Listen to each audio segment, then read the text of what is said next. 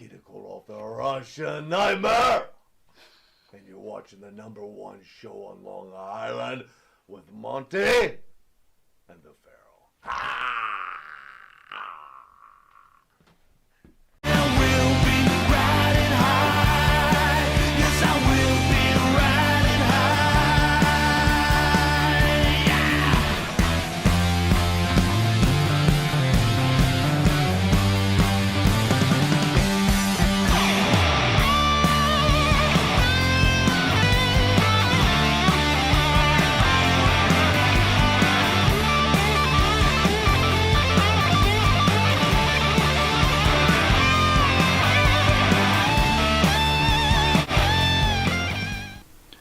All right, welcome to Long Island's #1 pro wrestling broadcast. Monty and the Pharaoh, seen only here out of Indie Music TV in Ronkonkoma, New York. Venus? Could get my shit together. This is planet Earth. Come oh back. My God! And to the right is Venus. my partner in crime and the star of the show, Mr. Jimmy Pharaoh. Jimmy, how are you, buddy? Good morning, partner. How you doing? What's All going right. on? How was your Thanksgiving, my friend? It was okay. Yeah, nothing controversial.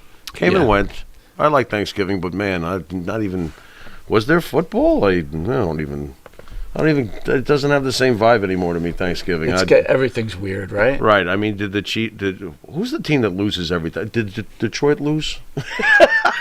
Detroit. The Lions lost, play yes. like every Thanksgiving, don't they? And lose. Detroit lost, but Dallas.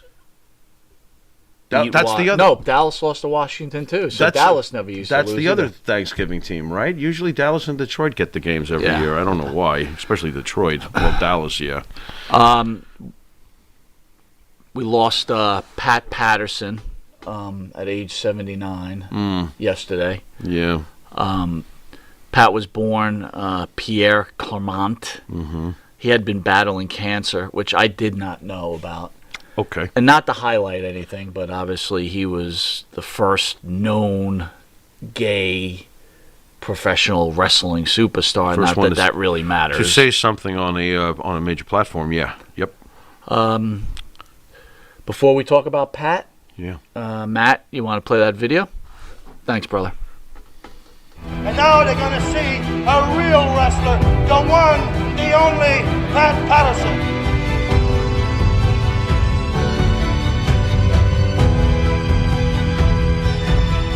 I am the Intercontinental Champion, and I'm the best in the world today. From all over the world, England, France, China, Russia, all over.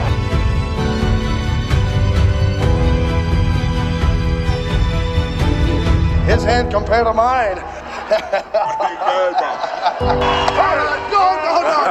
not that.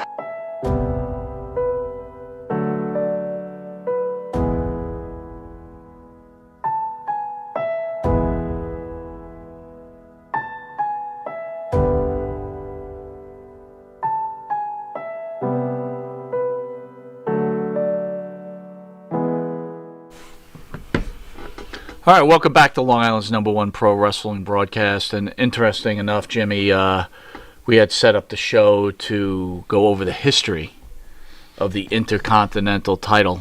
True. That's ironic. But like true. You know, it's funny. Before we started the show, I had so much energy, and then I start to really think about Pat Patterson and what he means, not just to the industry and to Vince. He's obviously Vince's closest friend. Sure. How much he means to our history together, because Pat Patterson, the Intercontinental title begins when I begin watching, basically. You're talking late 79 when I moved out here to Long Island. Right. And the Intercontinental title was a brand new thing. I had just started to have full-time access to pro wrestling because I finally had a TV. Yeah. And Pat Patterson was this Intercontinental champion. I was always aware of Bruno's belt even as a small kid, so I knew about the WWF World title, and I knew about Bruno. But as I got familiar with pro wrestling, I was like, wow, what's this Intercontinental title? It seems pretty important. Right. And right off the bat, right there you can tip your cap already to Pat Patterson, because he took a brand new thing and made it acceptable, stabilized it. People, were interested in the Intercontinental belt. He was a great first champion. And he had a very interesting run, too, with the Wizard there. Of course, I wind up meeting you within a year or two. So he was already, when I met you, he was already announcing with Vince. We were into Morales era, but go ahead. Yeah, well, he went from a pro wrestling career, and boy, I hope I say this right.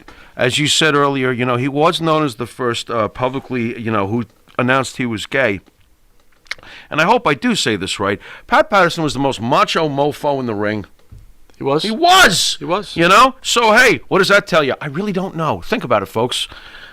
He was great. And he had a very interesting first, title reign as the first champion.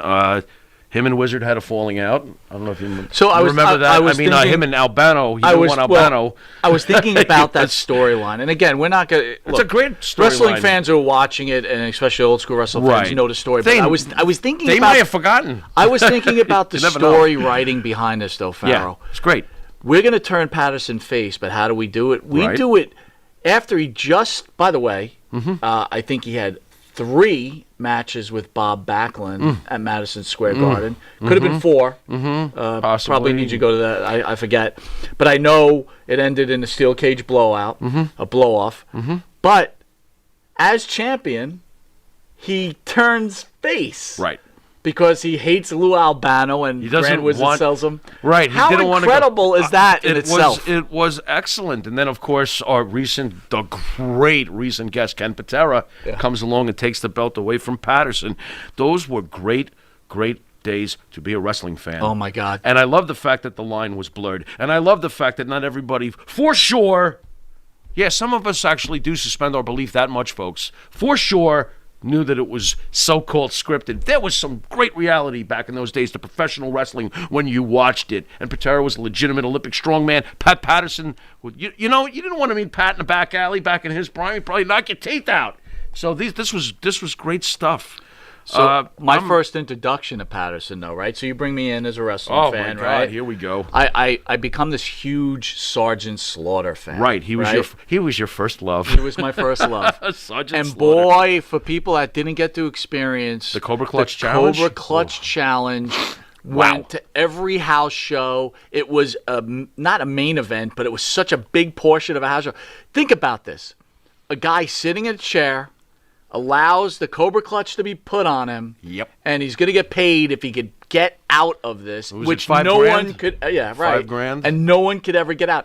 It was every week, and again, Nassau Coliseum in New York, Madison Square Garden, Comac Arena, and then God. The beauty of it was the slow burn. When Slaughter first presented this hold that no one could break. Right.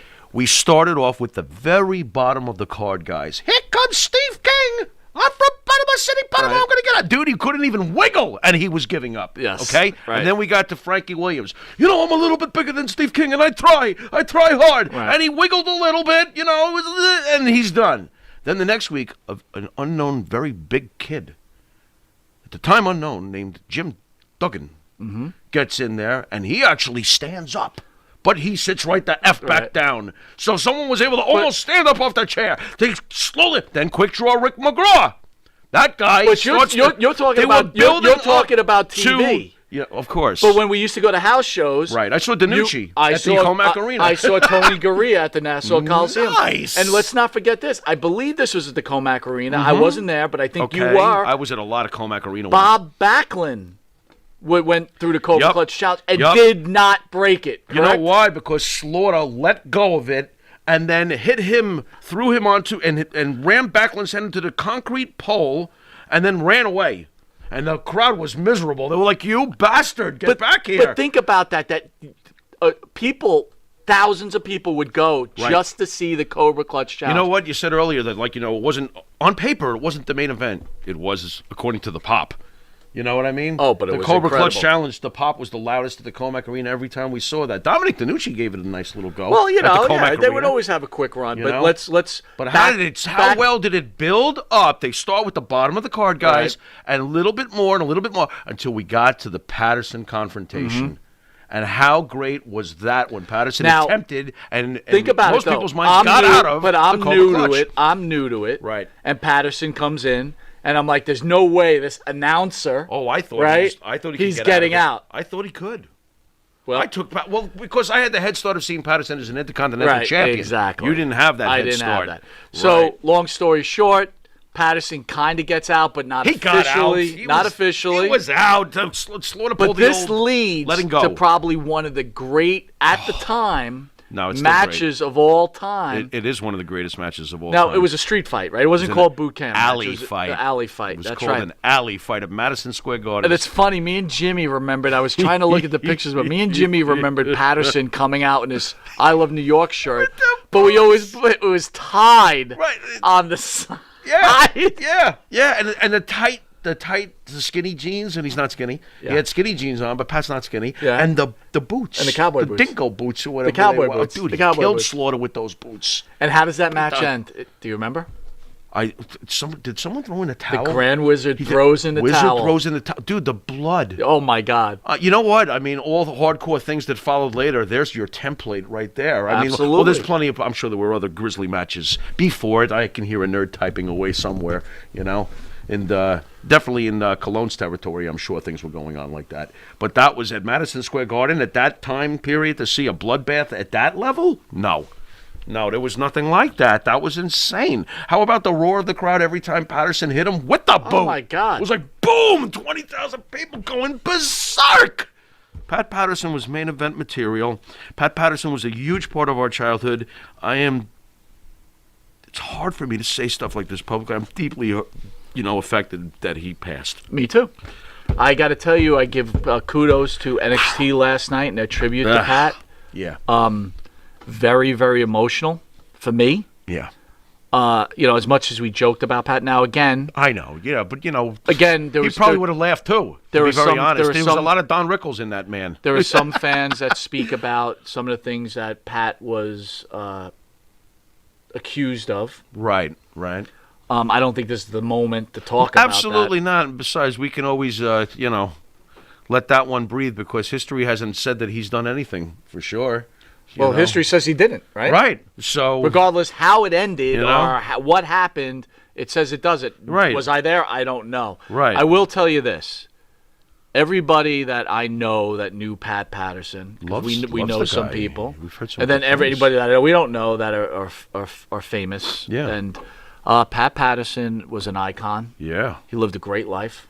Oh yeah. He lived a life which most of us would love to live, doing something that you generally love. I shared with you earlier this week, I am genuinely concerned. Yeah, that's right. I'm genuinely concerned. For those who hate the man, I'm concerned for Vince now.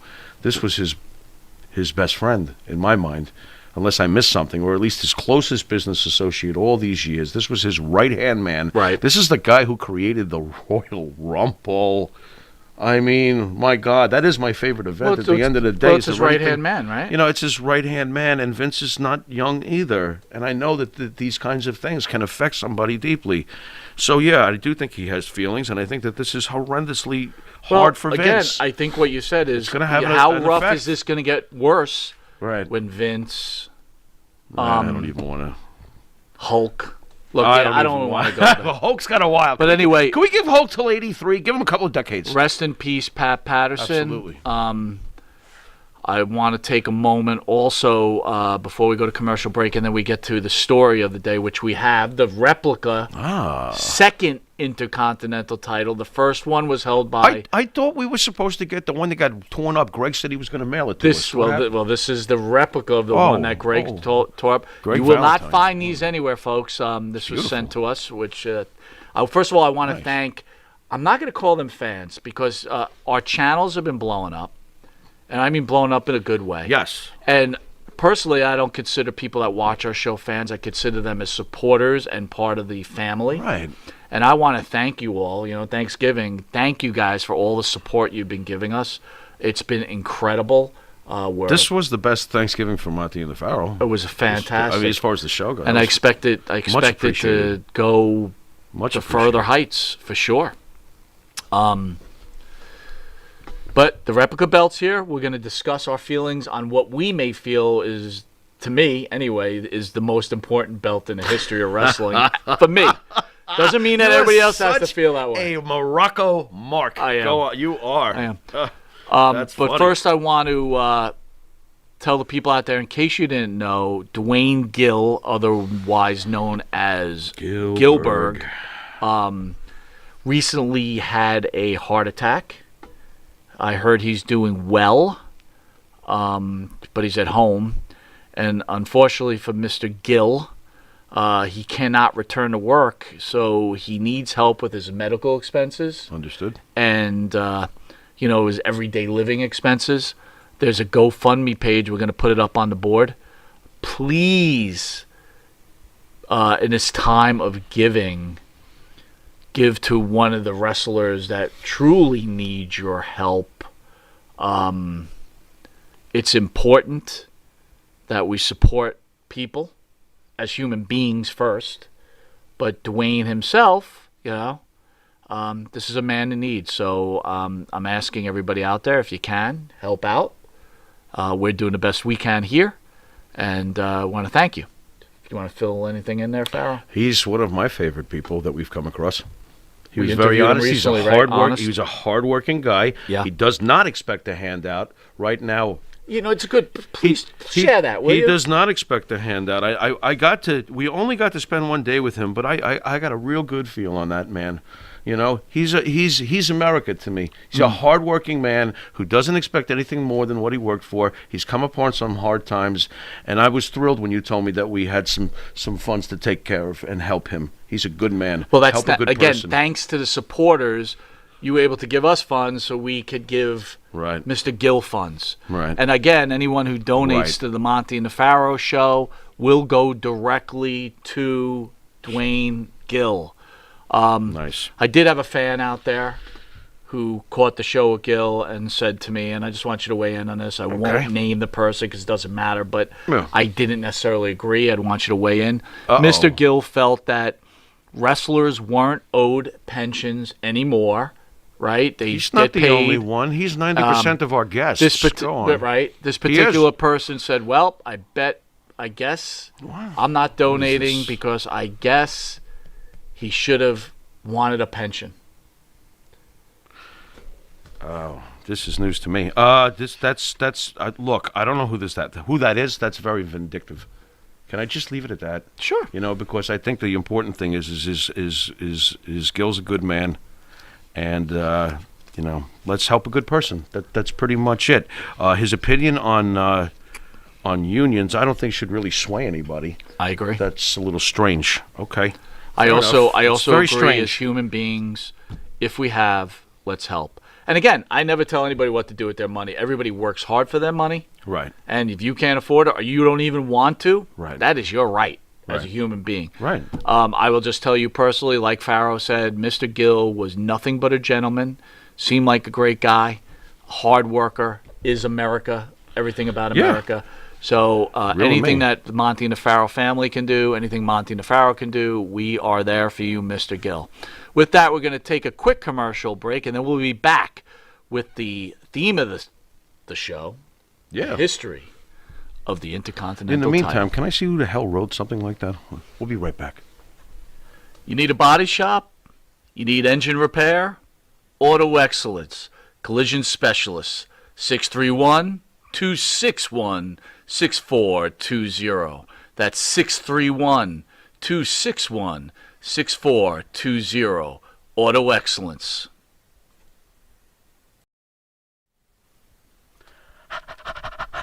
That's right, folks. Canine Corral for all your dog daycare and overnight care. Call 631-549-1544. That's 631-549-1544.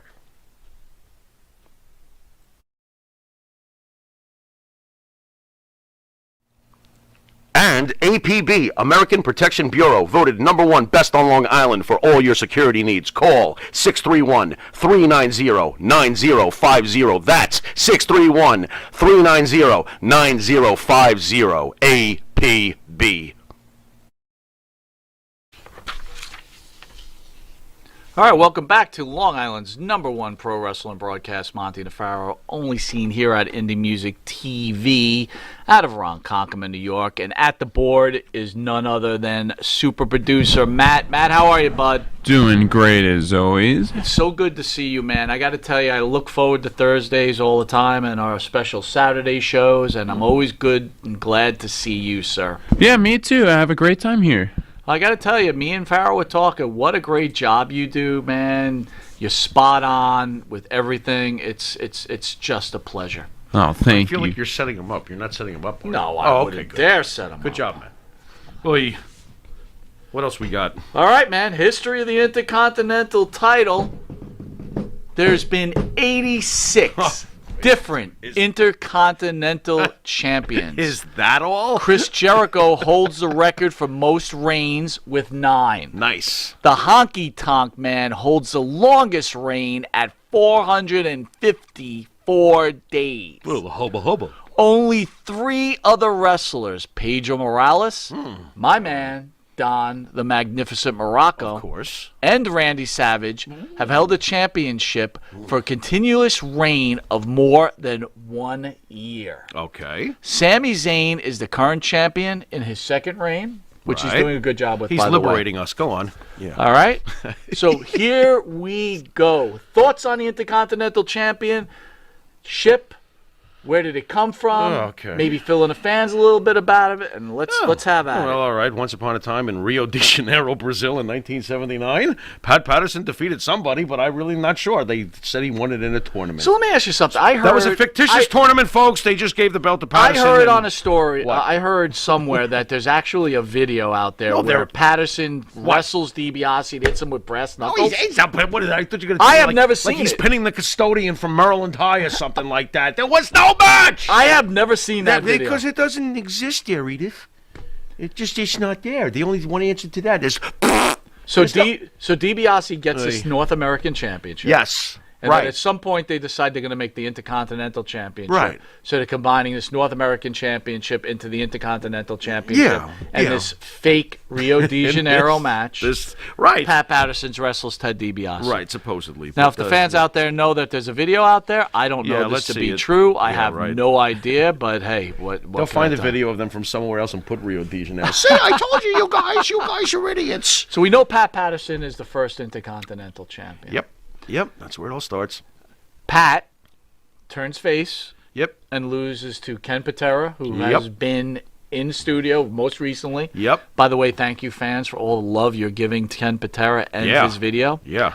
He On beats fire. him at a house show at Madison Square Garden, which at Interesting. that time, folks, for anyone that was at the time, look, the belt either changed at Madison Square Garden. No, it hold- rarely changed on TV, only the Yeah, but tag hold team on. But title. hold on, though. When you say house show, don't forget in those days, in 1980, Madison Square Garden was on once a month. Yes, So it's not really a house show. It was their pay-per-view. but it was a house show. But it's not, if you think about I it. understand. Technically, it was on cable. We pay for cable. It was the once-a-month show at the Garden. So it was like their pay-per-view. 3 places the belts always changed, and the tag team titles Madison used to, Square Garden, again, used to- Philadelphia Spectrum, Boston Garden. That's it.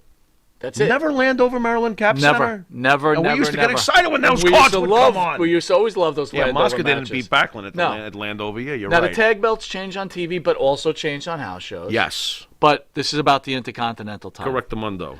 Ken Patera will then hold the belt for 231 days. A great reign. I remember it well. Him and Grand Wizard, a great heel. And the first long-running heel to establish. Now, do you remember some of the great Ken Patera matches for the Tony Intercontinental Atlas. title? I remember you mentioned that. Tony Atlas. Tell me a little bit Well, about Tony that. Atlas was a big rival of his, and they were a beautiful match. They were a match made in heaven. Two muscle guys. One an incredible heel with the villainous Grand Wizard, and the other Mr. USA Tony. I wanted Tony Atlas to win a belt. That's the torture I remember back then. Right. Tony Atlas was main event. Give this guy a belt, and he would always come close. I think he beat Patera by countout. The infamous match at Shea Stadium where Tony Atlas presses Ken Patera. So, yeah, I remember quite a bit about that whole first run with Patera, but you know what's coming next. Because I don't even have to be able to see this, which Go I ahead. can't, by the way, Might as folks. well say it. Is the guy who basically wrecked our childhood, Pedro Yes. Morales. Pedro Morales comes along, and you know what's funny, though? I was looking, of course, into this whole subject over the last few days of the Intercontinental title, and I watched multiple videos on Morales, and it was hammered into my head more and more. Here's the facts. It's Pedro Morales that truly, in the eyes of the fans, established the Intercontinental title. Oh, absolutely. And it's kind of mind blowing because at the time we as just new fans couldn't stand them because we liked the bad guys, so we were like rooting against them with all our might, and this man would win. And we only knew one thing for sure about him that we knew was great about him, and we couldn't deny it. Right. We knew that he had been world champion, and there were only a few at that point in 1980 as we were first getting into this sport. Because we had Bruno. Of course, Nature Boy Buddy Rogers was the original champion. Bruno. Stan Stasiak for 9 days? Back, Koloff for a week or two? Right. There were very few champions, and we knew that Pedro held that belt for 2 years. So Pedro really reinforced and stabilized and established the Intercontinental title. My God, he tortured us. So now think about that, He right? tortured So us. the guys would challenge Backlund. Yeah. They would do their tours with Backlund. Right. Or their matches. Right. 1, 2, Right. usually 2 matches. Mm-hmm. And then the next would be the third month would be against Pedro. Right. Very rarely did Pedro have a second match Right. for the Intercontinental Correct. title. I remember. Correct. And then after Pedro, they would have a blow-off against either Tony Atlas or Ivan Putski, and then whoop, they would go out to whatever Right. regional area they Yep, were going off they to. Right? went. So it was very well scripted. It was like a machine. They ran the business like a machine. So here comes my hero, Don Morocco. Here Now, he this is where, we were young and we weren't thinking, but Morocco wrestles Morales. Now, remember what I said, folks. It would always be Backlund, Morales. Mm-hmm. Morocco challenges Morales before he challenges Backlund. I knew from the moment Morocco, I had another advantage over you because I've been watching a little longer. I saw Morocco in Florida Championship Wrestling with Gordon Soley announcing, and I knew that Morocco was a top-shelf villain, and that when he came here, he was going to beat Pedro. I could feel it.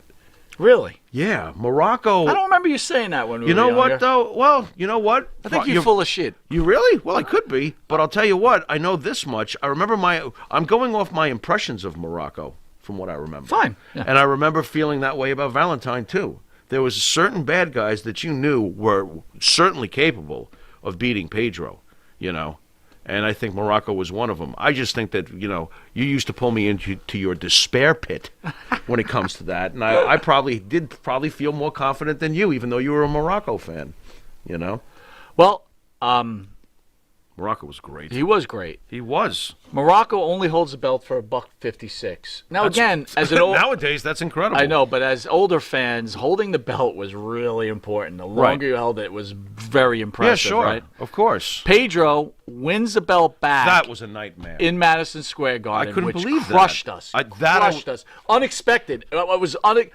didn't even understand. See, now you're full of shit because we knew what was coming. We did? Yeah, we did, and we dreaded it. We could see that Pedro was coming back to take his belt, and I remember when he returned to TV, clapping his hands. He ready for any kind of action. Remember that stuff? I'm right. like, oh, That's no, right. here he goes with the left hand to the belly. Here we go Pedro again. would hold the belt for 425 days. Killed us, man. And Morocco, who I loved.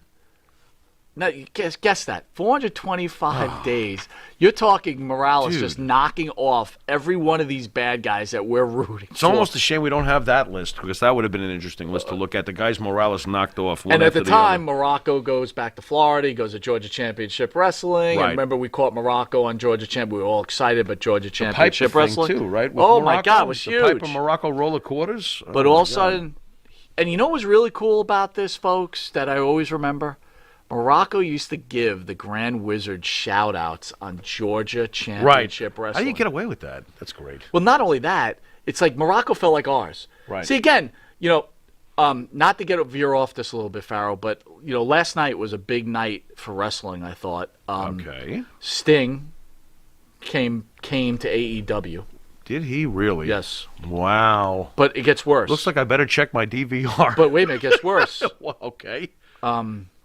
Sting. Moxley Yeah. loses the belt last night. That I'm aware of, and I'm thrilled about that. Okay, Go but on. here's the scary part. Right. I forget the guy's name now. I apologize. But the guy from Oh, you mean Don Impact. Callis? Yes, thank you. Yeah, go on. He shows up. Yeah. and him and your boy go run off, and they're going to be on Impact on Tuesday. Yeah. I started thinking, Yeah.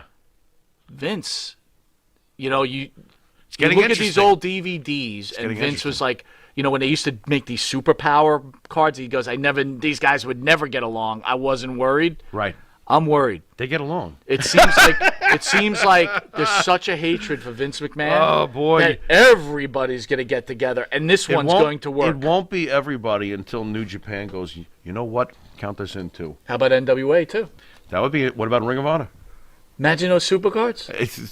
It would be legit competition if you took all those boys and put them all together. Yeah, you got something. Now going on. you got all these wrestling podcasters or whatever saying, "Hey man, this is good for wrestling because now Vince will have to step up his game." Right. Here's the thing. I'm sorry. No, you don't think Vince will step it up? What's he going to do? Step it down? He better step it up. You know what? He's got to do something. Sports is made a certain way. Yeah. You root for a color or a city of a team, right? Mm-hmm. I'm sorry. If you're asking me, am I still a Jet fan? Yeah, I'm still a Jet fan. Oh, you still a WWE guy? Yeah, but I'm also a New Japan fan. You know that. Let me ask you this. If push came to shove and New Japan was beating the shit out of WWE, do you think your loyalties would start going, you know what? Let's go WWE. Well, let's go WWE. Let's go WWE. Let's look at history. When the NWO was doing their thing, I absolutely preferred that program. Was I rooting for Vince to go down though? Absolutely not. So I guess. Did you feel good when WCW went out? I felt good that Vince won. Yeah, me too. And now I'm scared. Because I knew that the wrestling guy had won. Now Say I'm whatever scared. you want about Vince McMahon, the human being, and how he conducts his business, but Vince McMahon versus Ted Turner was the wrestling guy versus the TV guy. And I wanted Vince McMahon to win because he's the wrestling guy.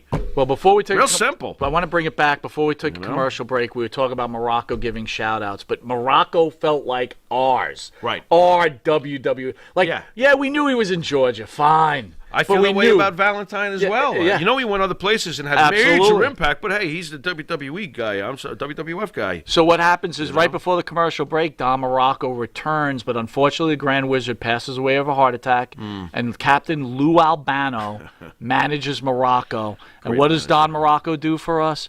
He defeats Pedro Morales and puts him on the shelf permanently. Right. And you forgot to mention he also eats a sandwich during a match. Absolutely. Morocco. Come on. With that, we're going to take a quick commercial break, and we will revisit the history of this Intercontinental title and the great wrestlers who have wore this belt.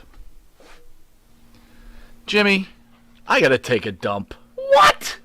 No. I mean, I need a dumpster. Well, for all those needs, you need to call Big V Dumpster Rental, Long Island, New York, 631-900-DUMP.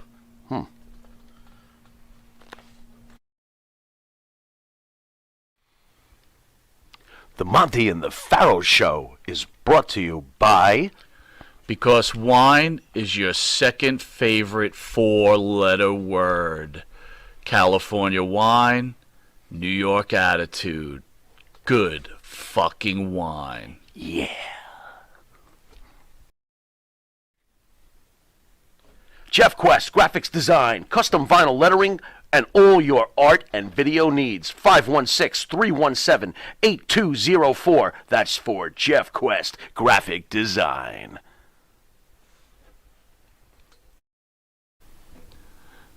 All right, welcome back to Long Island's #1 pro wrestling broadcast, Monty and the Pharaoh, seen only here out of Indie Music TV every Thursday from Ronkonkoma, New York.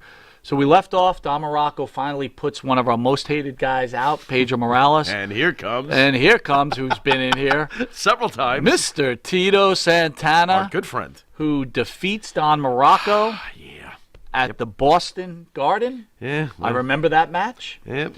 And Morocco then eventually goes on the shelf, disappears for a while, comes back, but this isn't about Morocco. Right. And then here comes our main man. My guy. Greg Valentine. There we go. To destroy Tito Santana. Yep. He beats him in Canada. Yep. He had a great reign. 285 days. Yep. That was awesome. But then in Baltimore, Maryland, Tito Santana defeats Greg Valentine in a steel cage match. Steel cage title change. Yeah, they had a great rivalry. The first of their kind, I believe, in the WWF. That was a great ribery. That being said, Greg Valentine then takes the belt that's in front of us right now. and in his anger, somehow tore it to pieces. and tore it to pieces, which is pretty hard to do, right? Impossible. I don't know. Wait a minute, though. You see, we've met Greg, several times. He's got those hands, though. I don't know if It's he can rip this. This is thick leather, I don't know. dude. Yeah, you can't rip the metal. You can rip the. Yeah, you know what? Greg's an angry guy. Oh my God, how did he do it?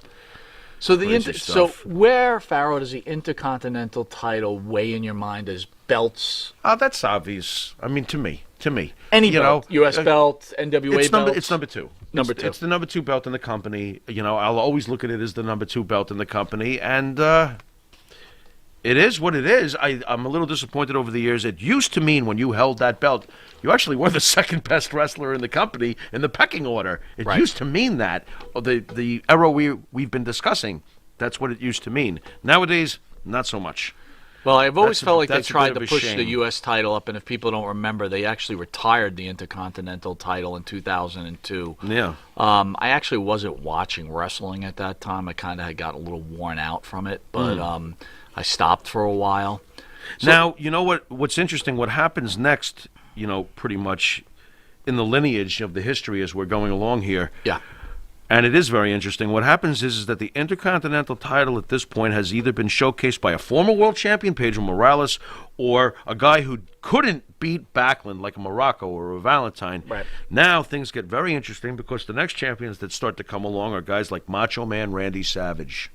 Who wins the belt before challenging for the heavyweight becoming the great legendary world heavyweight champion. Sure. So now the Intercontinental title is fully matured and is serving its purpose to now groom the next champion. Yes. It has changed its purpose. Wow, well it's said. very, very interesting how that happened. A guy like Savage, a guy, great Intercontinental champions who went on to be great world champions. A guy like Bret Hart, a guy like Shawn Michaels. Yep. These guys, over the next 10 years, after the period we've just left off at, pretty much are carrying and showcasing this title as this is the belt you win before you become the great one, the top guy.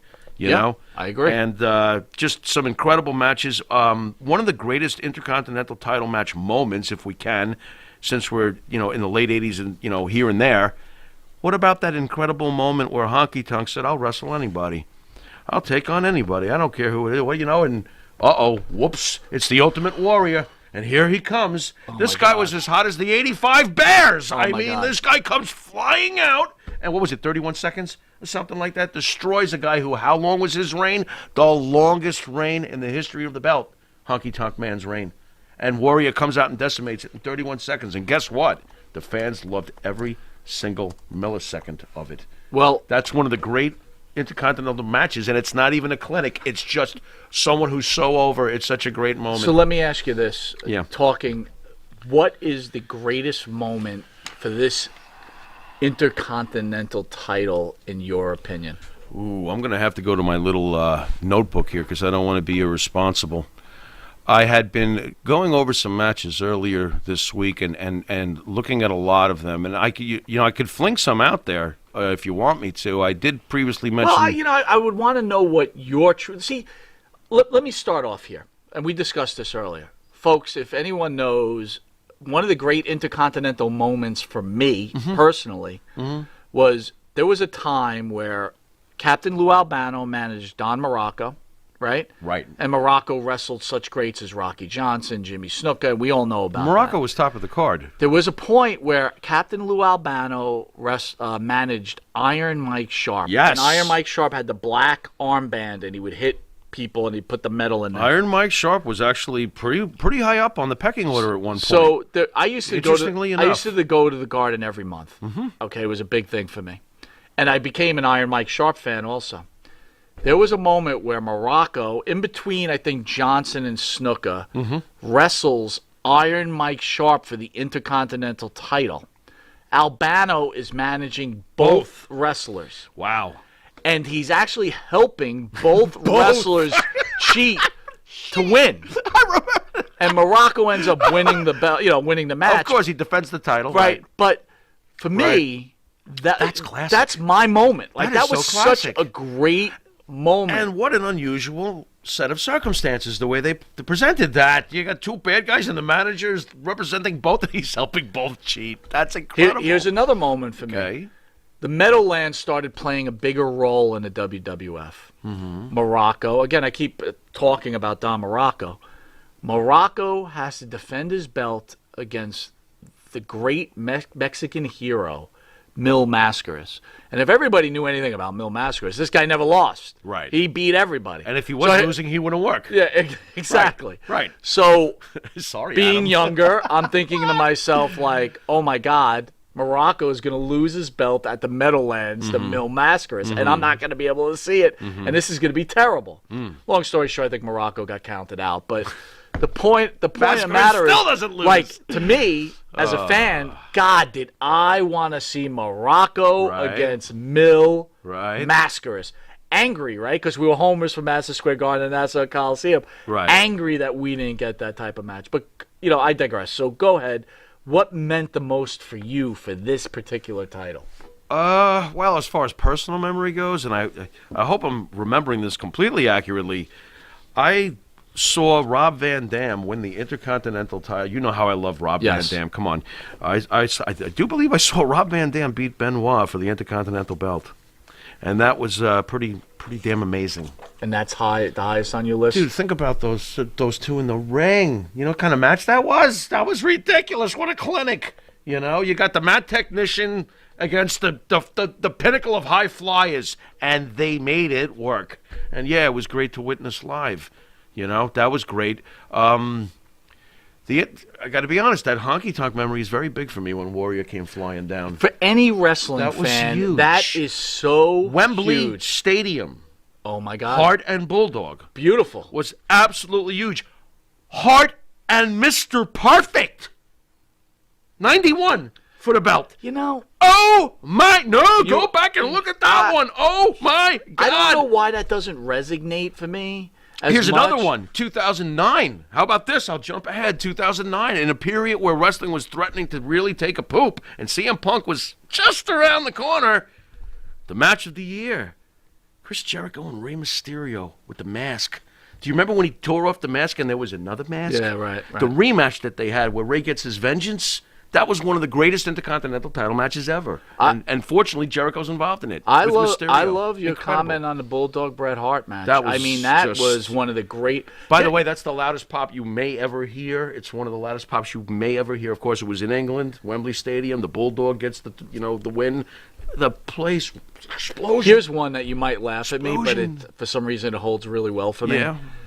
SummerSlam, Texas Tornado against Mr. Perfect. Get out of here. I Really? freaking love that match. Okay. I don't know. I'm a Kerry Von Erich mark too. You know what I mean? Yeah, you are. You know what I mean? Yeah. And yeah, look, you let's are. not forget, really, in my opinion, probably the greatest Intercontinental match and maybe probably one of the greatest matches of all time, in my opinion. WrestleMania 3. WrestleMania 3. Of course. Ricky the Dragon Steamboat, course. Randy Macho Man Savage. You oh know, my God. you know what a bitter bird I am about that match to this day. I still am so pissed that Savage lost the match. I'm such a mark. That's right. I'm saying it. I was like so annoyed that he lost the match through the interference of George Steele. It bothers me to this day. The greatest match has that ending. Bothers me to this day. I would prefer a better ending. You keep saying that. I saying would that. I get prefer it. a better ending. But you know what? It didn't matter. The crowd loved it. George's love affair for, Liz, the whole thing. So, yeah, it worked. Oh, another cool thing. How about 2004? We're at the point at 2004 where the belt is so established, and it's now shown that if you win this belt, you're going to be a future world champion. Right. How about this match in 2004 where the Kid said, "I have arrived." Randy Orton defeats Cactus Jack. That was a bloodbath. And that also put Randy Orton, his first strap, the Intercontinental, it's got him down his road. There's been a lot of classics over the years. Here's my problem with some of that stuff, right? Yeah. The wrestling at that point came in, you won a belt, you lost it weeks later, no matter Right. what. It was like you never held on to a title.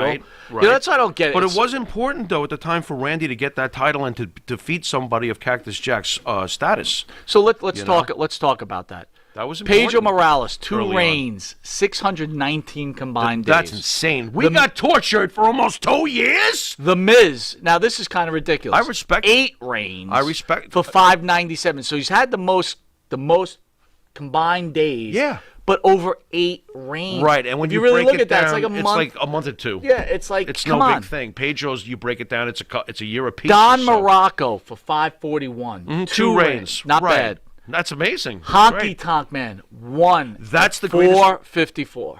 We could stop right there. That, to me, as I've told you 1,000 times, that is the greatest reign in the history of the Intercontinental title. So speaking of that. And it ended in 31 seconds at Madison Square. So speaking of that, we'll take a Warrior. quick commercial break and we'll get back that who is really the greatest Intercontinental title holder of all time. You'll hear it from the Pharaoh right after this break. Right back. Yeah! In the mood for a freshly roasted cup of coffee?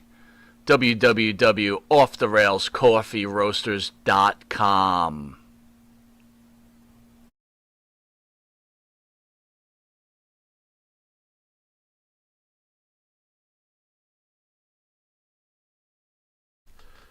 You want to star in your own success? Call QuickCast. www.quickcast.com. 866-7-CAST-NOW. That's 866-7-CAST-NOW. QuickCast. Start your own success.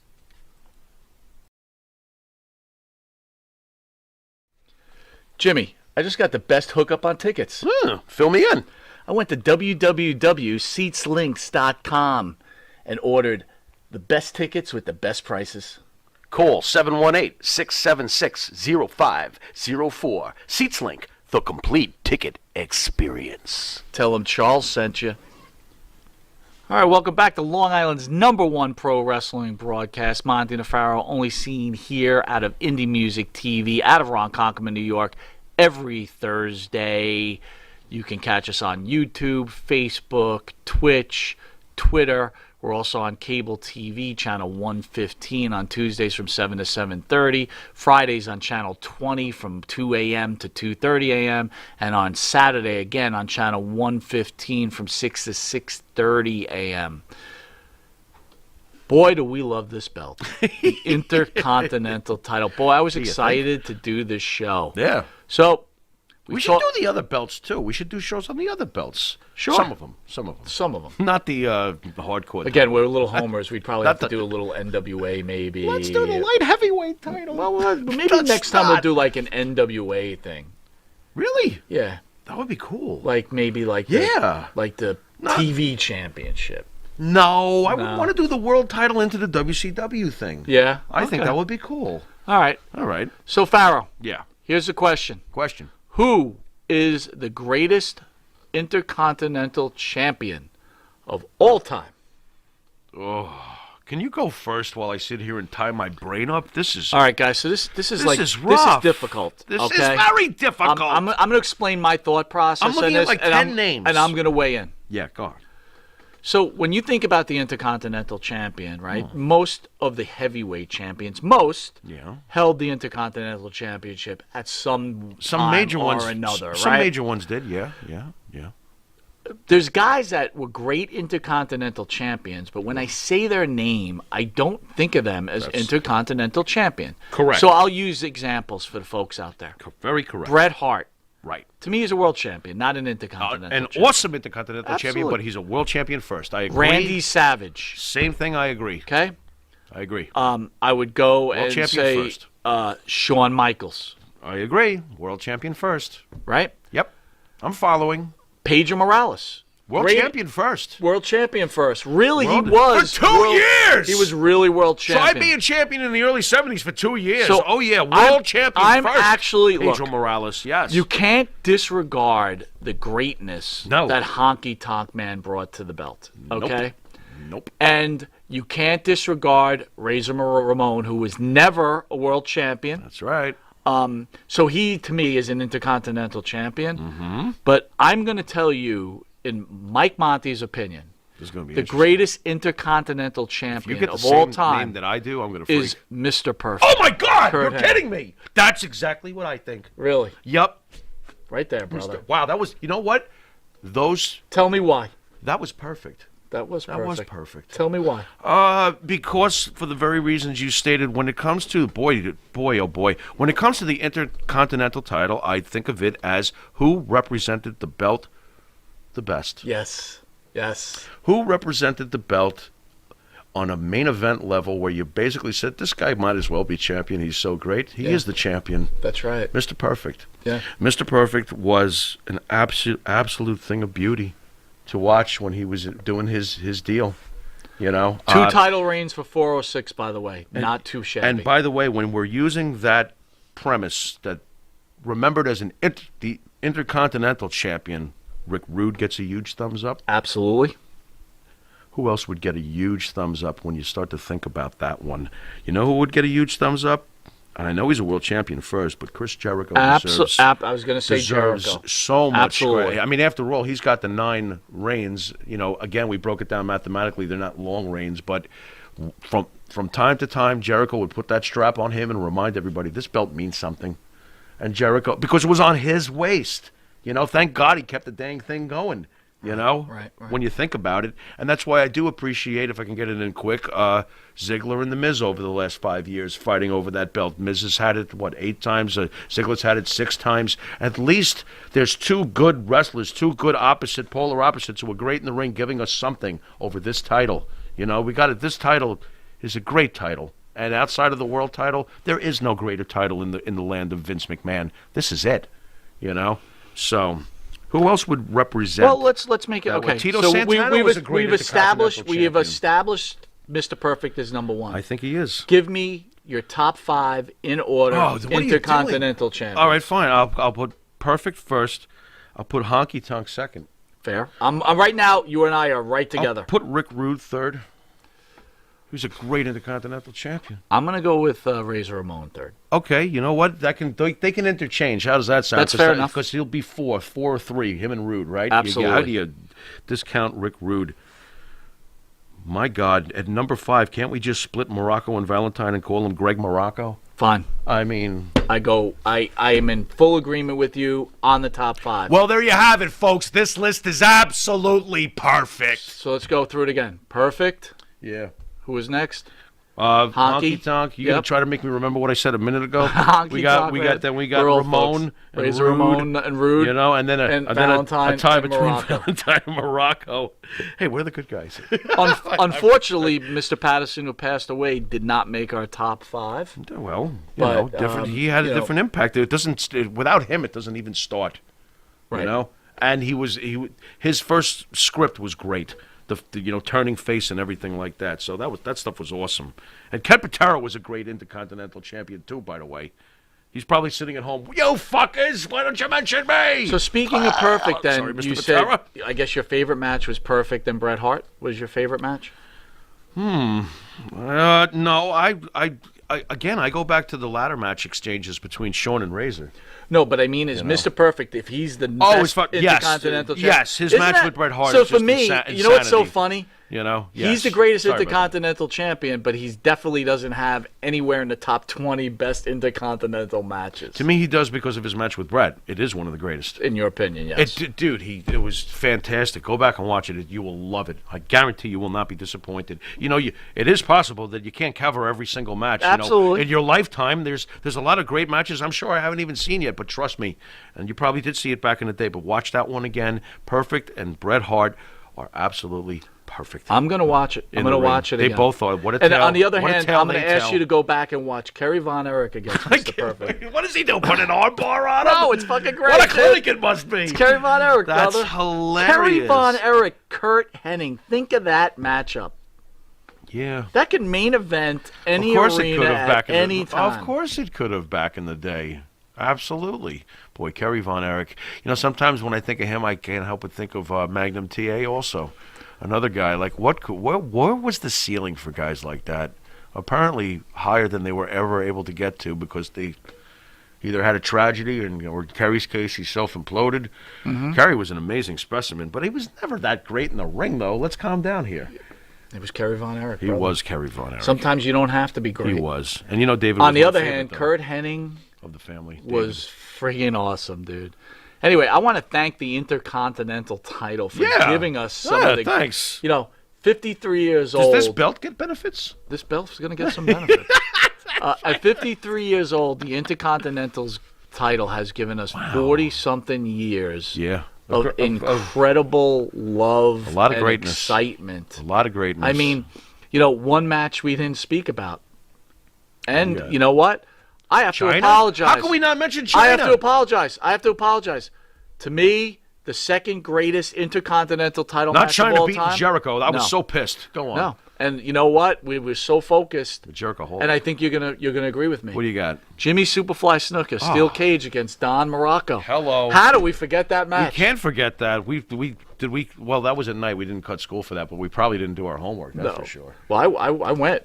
Oh, you were there? I was there. How you go without the Pharaoh? Dude, you were like, Was like I your getting mother high? wouldn't let you. You're in trouble or something. You might have gotten high. Yeah, it could have It been is high school. I was listening to Maiden. Sorry, folks. What is your memory of that match? That was incredible. It was another incredible match. It just that place was Nothing- unglued. nothing like those days, especially before the line got. You know, weird. folks, for anyone that went to Madison Square Garden, and I'm going to tell you, back in those days, Very special. it was Yeah. off the hook. Jimmy Snuka, Magnificent Morocco, the people did not sit No. down for that match. No. When he climbed to the top, and by the way, I'll give props.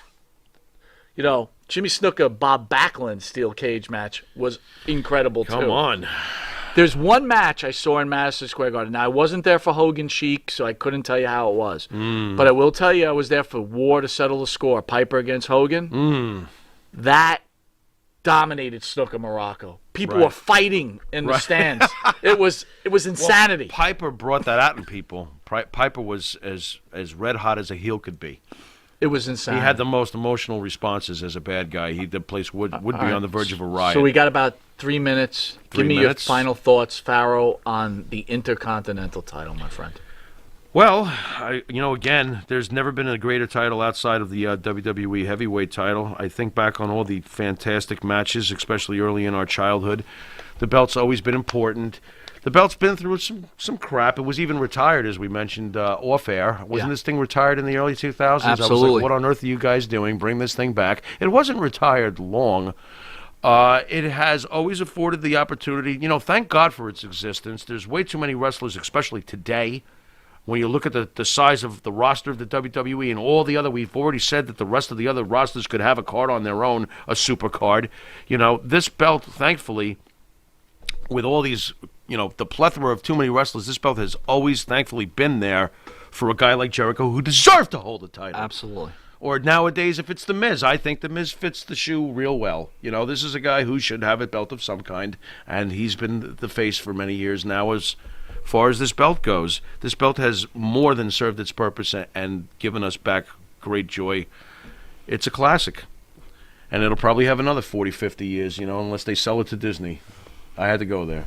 Yep. Ha-ha, kitties.